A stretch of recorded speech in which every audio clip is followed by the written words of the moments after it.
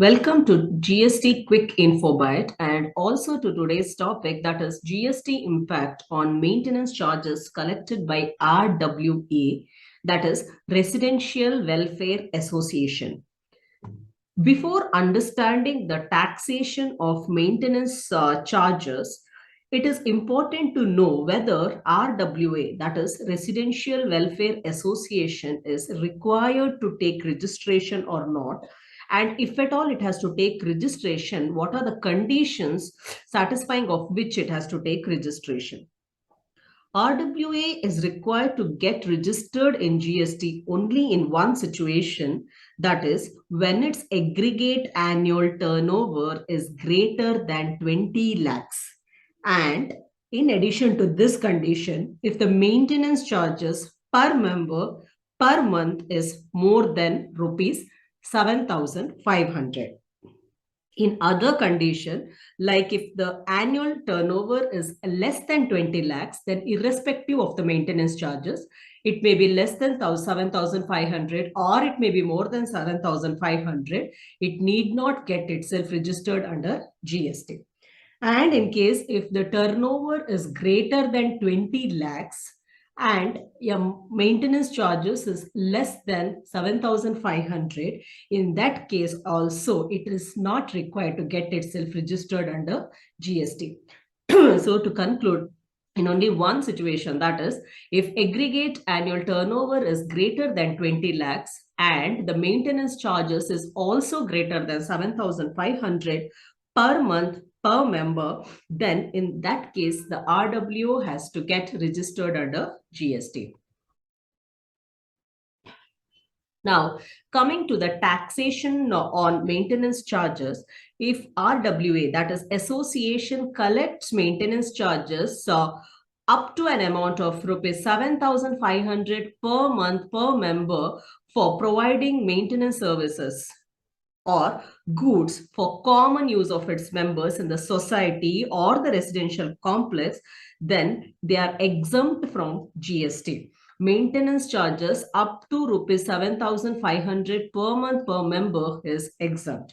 The exemption from GST on maintenance charges charged by the RWA from the residents is available only if such charges do not exceed 7,500 per month per member.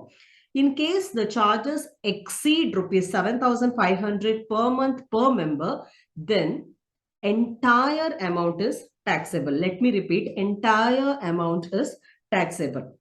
For example, if the maintenance charges, let's say it is rupees 9,000 per month per member, then GST at a rate of 18% shall be payable on the entire amount of 9,000 and not on the differential amount, that is 1,500, 9,000 minus 7,500. It will not be on the differential amount. GST at the rate of 18% will be collected on the entire amount of the maintenance charges in case if it is exceeding 7,500. Rate of GST would be 18%. There's one more situation. In case if a person owns 2 or more residential apartment in the housing society or in that residential complex, shall normally be a member of the RWA for each residential apartment owned by him separately. The ceiling of 7,500 per month per member shall be applied separately for each residential apartment owned by him.